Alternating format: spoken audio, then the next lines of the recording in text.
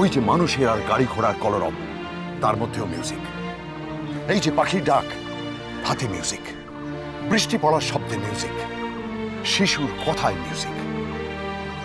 সব জায়গায় বইছে সঙ্গীতের ধারা। সেই ধারায় ডুব দাও, স্নান করো গোরা।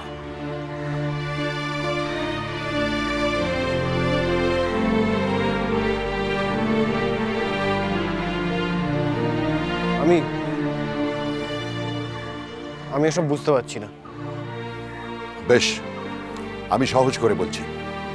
দেখো, দুদিন আগেও তো তুমি গান গাইতে, আর লোকে তোমার গান শুনে পাগল হয়ে যেত। তারা আজও তোমার গানের জন্য অধীর আগ্রহে অপেক্ষা করছে।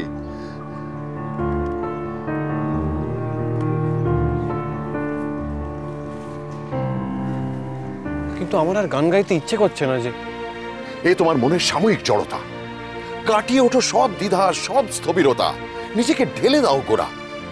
আর 5 জনের মতন সুখের জীবন, সুখের সংসার, শান্তির জীবন, স্ত্রী সন্তানের ভালোবাসা, এসব তোমার জন্য নয় গোরা। নিজেকে আবিষ্কার করো।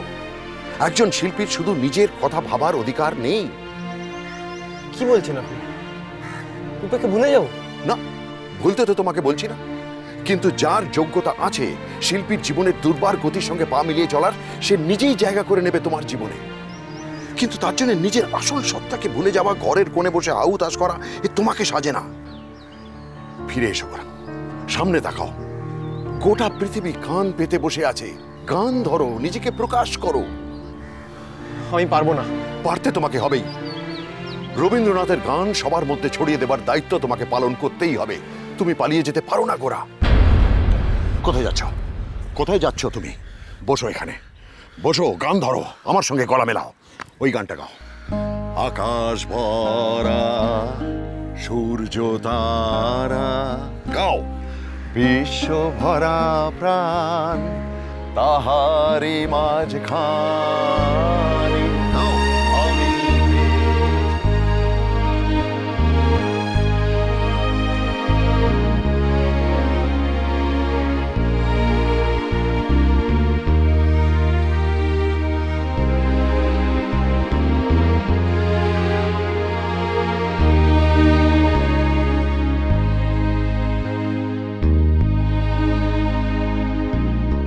গোরা, গোরা কোথায় যাচ্ছ? গোরা, আমার কথা শোনো। গোরা, যেও না। গোরা,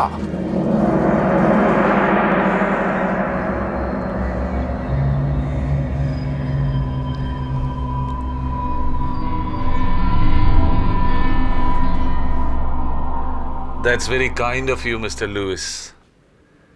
Surely, I shall send all the details to you at my earliest.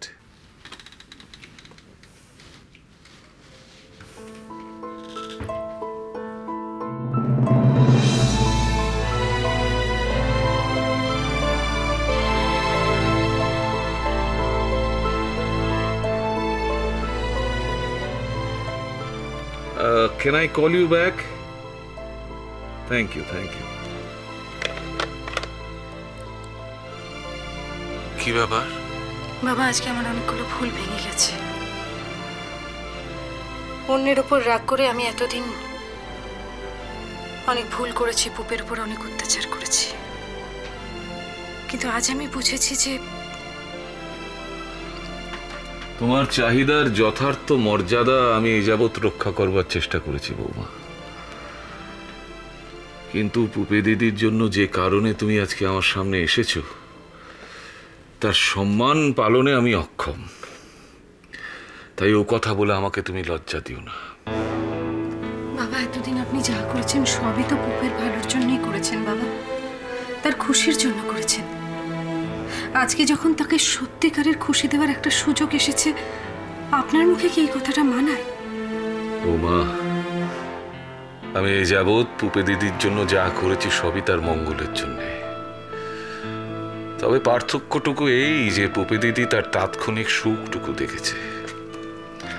আমি বরাবরই চেয়েছি যে তার সমগ্র জীবন সর্বার্থভাবে সুখ স্বাচ্ছন্দ্যময় হয়ে উঠুক। এই কথাটা আর কেউ বুঝুক না বুঝুক, আমি ভেবেছিলাম তুমি বুঝবে। বাবা, আমি বুঝেছি। আমি এতদিন ধরে সেটাই বোঝার চেষ্টা করে এসেছি বাবা। আপনার বুদ্ধি, আপনার বিবেচনা দিয়ে আপনি সবকিছু সামলে এসেছেন, আর আমি অন্ধের মতো সেটা অক্ষরে অক্ষরে পালন করেছি।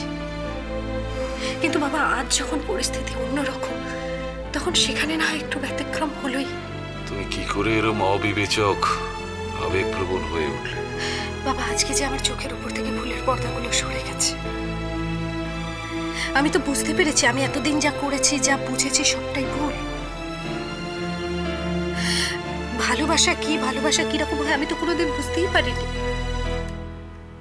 আমি তো শুধু বিচার আর বিবেচনার বলি, এটা করা উচিত, এটা কর্তব্য, এটাই আমি সারা জীবন মেনে এসেছি। সেজন্য আমি পুপেকেও কোনোদিন বুঝতে পারিনি, বা হয়তো আমি মনে মনে কোথাও ওকে ঈর্ষা করেছি। সেই জন্য সবসময় ওর ভালো লাগার বিরুদ্ধে, ওর আনন্দের বিরুদ্ধে আমি রুখে দাঁড়িয়েছি। তুমি যা করেছো সবই সোনার তরীর স্বার্থে, তার মর্যাদার স্বার্থ রক্ষার জন্য করেছো। হ্যাঁ বাবা, সোনার তরীর সম্মান, সোনার তরীর মর্যাদা, সেটাই সব থেকে বড়। আমিও এতদিন সেটাই মেনে এসেছি। আপনি বললেন না, স্বার্থ,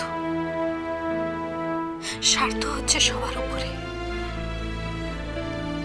পুপের বাবা পুপেকে পরিত্যাগ করার পর আপনি ওকে মানুষ করেছেন। কেন মানুষ করেছেন? না, সোনার তরীর ঐতিহ্যের পতাকা পুপে বহন করে নিয়ে যাবে। আর আমার মেয়েকে আপনি এত বড় সম্মান দিয়েছেন, আপনি তো আমার কাছে ভগবান। আপনার একটাই শর্ত বাবা, যে যেভাবেই হোক সোনার তরীর ঐতিহ্যের পতাকা পুপেকে বহন করে নিয়ে যেতে হবে। কিন্তু সবসময় তো মানুষ ভগবানের হাতে পুতুল হয়ে থাকতে পারে না, থাকতে চায় না। পুপে এটা করবে না, সেটা কি করে হয়? বাবা, একটা কথা বলুন তো, পুপের বাবা কি সত্যি পুপেকে আর আমাকে পরিত্যাগ করেছিলেন, নাকি আপনার বিচার, আপনার বিবেচনা দিয়ে তৈরি করা এটা একটা ঋণের বোঝা? সেটাই কিন্তু এখন বিবেচ্য। তুমি যা বলছো এ তোমার মনের কথা নয় বৌমা। এটাই আমার মনের কথা বাবা। এতদিন শুধু আমি চোখ বুঝে আমার ঋণ শোধ করে গেছি, কিন্তু আজ আমি বুঝতে পেরেছি আমি ঋণী না, আমি বলি প্রদত্ত। আর আমি আমার মেয়েকে কখনোই হাড়ি কাঠে বলি হতে দেব না। আজ থেকে সে যেরকম চাইবে, যেভাবে চাইবে, সেইভাবেই বাঁচবে। এটা আমি ঠিক করে নিয়েছি। তুমি যা ঠিক করেছো সেই পথে কি পুপে দিদি সুখী হবে? আমি গোরার গান শুনেছি বৌমা, ও সত্যি একজন গুণী শিল্পী, সবাই ওকে ভালোবাসে। এই বিশ্বজগৎ দুহাত বাড়িয়ে তাকে হাতছানি দিচ্ছে। সেইখানে পুপে দিদির স্থান কতটুকু? সে কি তার ভালোবাসা দিয়ে গোরার মতো একজন শিল্পীকে বেঁধে ফেলতে পারবে? পারবে না। দেখো, একজন শিল্পীকে সম্মান করা যায়, তার সঙ্গে ছায়ার মতো থাকা যায়, কিন্তু একই আসনে বসে দুজনে কি সংসার পাততে পারে? সেই জন্য আমি সবকিছু বিবেচনা করে পুপে দিদির জন্য একটা নিশ্চিত ভবিষ্যৎ গড়ে তুলতে চেয়েছিলাম। কিন্তু দুঃখের বিষয় এটাই যে পুপে দিদি বুঝতে পারল না যে ভালোবাসার সুখ স্বাচ্ছন্দ্য সমার্থক নয়, সমধর্মী নয়। বাবা, আমি এত কিছু বুঝি না। আমি শুধু এটা বুঝতে পারছি যে পুপে খুব কষ্ট পাচ্ছি, আর আমি মা হয়ে ওর এই কষ্টটা সহ্য করতে পারছি না।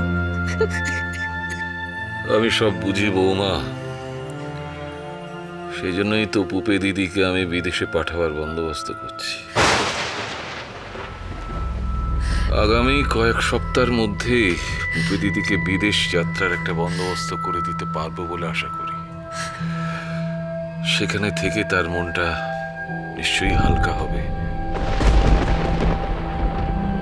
কষ্টের উপশম হবে।